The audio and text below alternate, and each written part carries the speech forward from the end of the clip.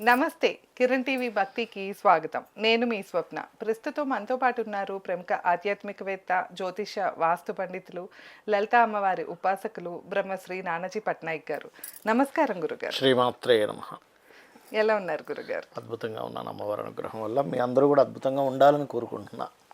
ధన్యవాదాలు గురుగారు. Yeah. గురుగారు, మనకైతే కనుక ఆగస్టు 12వ తారీఖు వచ్చేసి సూర్యగ్రహణం ఉంది గురుగారు. అవునండి. ఈ గ్రహణ ప్రభావం వల్ల మనమైతే ఏ రాశికి ఎలా ఉండబోతుంది అన్న విషయాలు అయితే తెలియజేద్దాము. Okay. ఫస్ట్ మేషరాశి గురించి మాట్లాడుకుందాం గురుగారు. Sure. ఈ మేషరాశి వారికి ఈ సూర్యగ్రహణం వల్ల ఎలాంటి ఫలితాలు ఉంటాయి, ఈ విషయాలు తెలియజేస్తూ అలాగే వీళ్ళకి ఏమైనా పరిహారం ఉంటుందో కూడా చెప్పండి గురుగారు. తప్పకుండా అండి. ఫస్ట్ ఆఫ్ ఆల్ ఏంటంటే ఈ యొక్క విషయాలు చెప్తుంది నేనైనప్పటికీ చెప్పిస్తుంది సాక్షాత్ లలిత అమ్మవారిగా భావిస్తూ ప్రస్తుతం ఏళ్ళనాటి శని నడుస్తుందండి మేషరాశి వారికి. దానివల్ల ఏమవుతుంటాయంటే ఎక్కువ ఖర్చులు అవుతూ ఉంటాయి, వద్దన్న ఖర్చులు, ఓకే. పనులన్నీ లేట్ అవ్వడం. ఏళ్ళనాటి శని కదా, అనవసరం వాటిలో ఇన్వెస్ట్మెంట్ చేస్తూ ఉంటారు.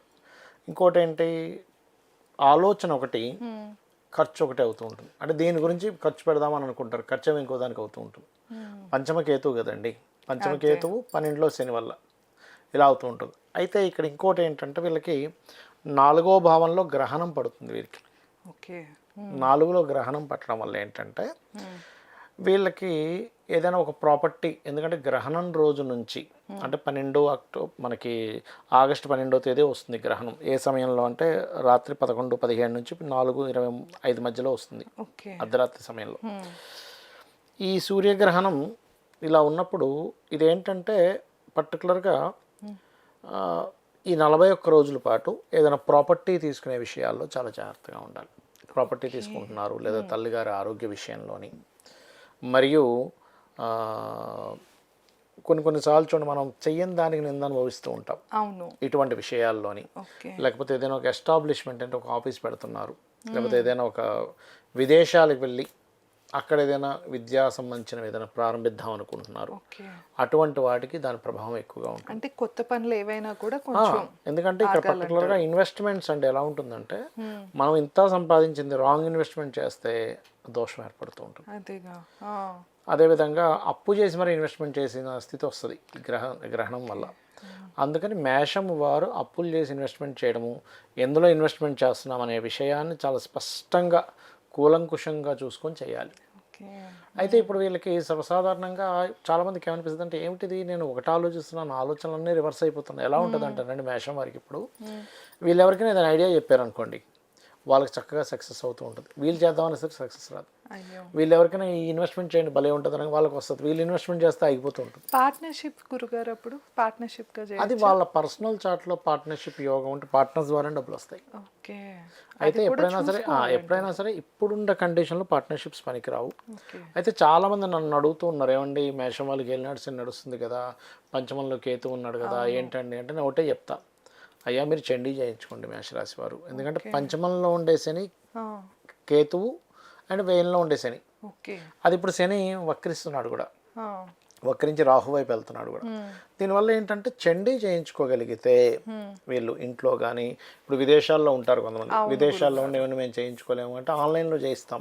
ఓకే. అంటే గురుగారు ముఖ్యంగా ఇప్పుడు మనం తీసుకుంటే ఏలినాటి శని అంటే 7.5 అవునండి, ఎగ్జాక్ట్లీ. ఇది మనం ఇప్పుడు గ్రహణం వల్ల ఒక 45 days ప్రభావం అని చెప్తున్నా, ఈ 7.5 years అంటే వీళ్ళు ఇన్ కేస్ పెళ్ళవలేదు, లేకపోతే కొంతమందికి ఏంటంటే కరెక్ట్ గా అంటే 20-25 మధ్యలో ఉన్నారనుకోండి, వాళ్ళకి లైఫ్ సెటిల్మెంట్ కి ఇదే కరెక్ట్ పీరియడ్ కదా అసలు జనరల్ గా తీసుకుంటే కనుక. అలాంటి అంటే ఆ సిచ్యువేషన్ లో ఉన్నప్పుడు వీళ్ళు చండీ వీళ్ళకి హెల్ప్ అవుతుంది అంటారా? చండీ హోమం ఖచ్చితంగా హెల్ప్ అవుతుంది. ఇంకోటి ఏంటంటే, ఇంకొక విషయం ఏంటంటే ఏలినాటి శనిలోనే పెళ్ళిళ్ళు అవుతాయి, సంతానం కలగడం కానీ పెళ్ళిళ్ళు అవ్వడం కానీ, మనిషి ఉద్యోగం రావడం కూడా ఏలినాటి శనిలో అవుతుంది. ఎందుకంటే శని అంటే ఏంటి, చేసేవాడు. ఉద్యోగం రాకపోతే ఇంట్లో కూర్చుంటే ఏం శ్రమ? అసలు పెళ్ళి అయితేనే కదా అసలైనటువంటి వాడికి బాధ్యతలు కానీ స్ట్రెస్ కానీ. ఏ పెళ్లి కాలేదనుకోండి ఏముంటుంది అసలు, బాగా లేట్ అయిపోయిన వాడికి ఉంటుంది, అయ్యో 40s వచ్చేస్తున్నా ఇంకా పెళ్లి కాలేదని. కానీ జనరల్ వాళ్ళకి చక్కగా యువకుడికి ఏం స్ట్రెస్ ఉంటుంది, ఏమి ఉండదు కదా, అసలు పెళ్ళి అయితేనే కదా అసలు స్ట్రెస్ అనేది. కాబట్టి ఒకటే గుర్తుపెట్టుకోవాలి, ఏలినాటి శని సమయంలో పిల్లలు కలుగుతారు, పెళ్ళిళ్ళు అవుతాయి, ఉద్యోగాలు వస్తాయి. కాకపోతే ఆ విషయాల్లో స్ట్రెస్ కూడా వెంటాడుతూ ఉంటుంది వీళ్ళకి. అయితే ఈ గ్రహణం మాత్రం మన ఇండియాలో లేదు, మన ఇండియాలో గ్రహణం లేదు. కాకపోతే వీళ్ళు గ్రహణం రోజు గణపతిని ఆరాధన చేస్తే ఇప్పుడు గ్రహణం ఇప్పుడు మనకు చూడండి, ఒక మనిషి పుట్టాడు, భూమి తిరుగుతుంది, భూమికి ఇటువైపు ఉంది ఏదైనా గ్రహం, మరి పుట్టినప్పుడు అన్ని గ్రహాల ప్రభావం పడుతుంది కదా. అవును కదా. అట్లాగే గ్రహణం రోజు జపం చేసుకుంటే మంచిది. అంటే 11:15 నుంచి, ఎందుకంటే రాత్రిపూట వచ్చే సూర్యగ్రహణం ఇండియాలో ఉండదు. Okay. Greenland, Russia, Spain, island ఇలాంటి వాటిలో ఉంది. ఇప్పుడు ఆ దేశాల్లో మన వాళ్ళు ఆ దేశాల్లో ఇండియాలో వాళ్ళు ఎవరైనా ఉన్నారు, వాళ్ళు చేసుకోవచ్చు, వాళ్ళు గ్రహణం పాటించాలి. ఇక్కడ ఉండే వాళ్ళు ఈ మంత్రం చేసుకోవచ్చు. అయితే గ్రహణం రోజు మీరు ఏదైనా కార్యక్రమం చేసుకుంటే కూడా ఫలితం బాగుంటుంది, అందులో ఎటువంటి డౌట్ లేదు. చేసుకోవచ్చు గ్రహణం రోజు హ్యాపీగా. అంటే నైట్ టైం వచ్చింది కనుక ఆ రోజు మార్నింగ్ మనకి కన్సిడర్ చేసుకుని ఆ రోజున ఏదైనా కూడా మంచి నైట్ టైమే జపం చేసుకోవాలి ఇక్కడ. అంటే వాళ్ళకి మార్నింగ్ అవుతూ ఉంటుంది, మనకి నైట్ అవుతూ ఉంటుంది ఇక్కడ. అవును. ఓకే గురుగారు, ఇన్ కేస్ అంటే మీరు ఇందా చండీ చేసుకోవచ్చు అన్నారు కదా, మీరు చేయిస్తారా? అంటే చాలా మంది అంటే ఒకటేనండి, నేను ఎప్పుడు ఏం చెప్తానంటే, మీకు తెలిసిన వాళ్ళ దగ్గర చేయించేసుకోండి, మీకు ఎవరు సరిగ్గా తెలియదు, జెన్యున్ గా చేసేవాళ్ళు లేరంటే అప్పుడు సంప్రదించండి అని చెప్తా. ఓకే. ఎందుకంటే మనం చేయిస్తామంటే అదేదో మనం చేయించడానికి చెప్పినట్టు ఉంటుందని, అంటే వాళ్ళు బాగుపడడం ఫస్ట్ తగ్గిపోద్ది వాళ్ళు, అందుకని దీనికోసం చెప్తున్నాం అనుకుంటారని నేను ఏం చెప్తానంటే, అయ్యా మీ దగ్గర ఎక్కడైనా చేయించేసుకోండి, మంచి వాళ్ళ దగ్గర చేయించుకోండి, సిస్టమ్ గా తెలిసిన వాళ్ళ దగ్గర చేయించుకోండి. అంటే ఇప్పుడు మీకు సిస్టమ్ కరెక్ట్ గా తెలిసిన వాళ్ళు చేయకపోతే దాని ఫలితం కూడా ఉండదు. అది నేను అనేది. ఆన్లైన్ లో అయినా చేస్తాం. ఇప్పుడు చాలా మంది ఆన్లైన్లో డబ్బులు కట్టి మనకి యూట్యూబ్లో పెడతాం కదా, ఆ రకంగా కూడా చేయించడం జరుగుతుంది. అంటే వీళ్ళకి మేషరాశి వాళ్ళకి వివాహం అవ్వట్లేదు అన్నా, లేకపోతే సెటిల్మెంట్ కరెక్ట్ గా లేదు, విదేశాల్లో ఉన్నా ఎక్కడ ఉన్నా కూడా వాళ్ళకి చేయించుకోవాలి. చండీ చేయించుకుంటే వీళ్ళకి ఫలితం చూస్తారు. అంటే ఒకవైపు ఏలినాడు, ఒకవైపు కేతు కదండి పంచమంలో. అది కాకుండా 4లో చంద్రుడు, 4లో సూర్యగ్రహణం పడుతుంది. అంటే మానసిక స్ట్రెస్లు అనవసరంగా పెరుగుతుంటాయి, అందుకని చేయించుకుంటే మంచిది. ధన్యవాదాలు గురుగారు.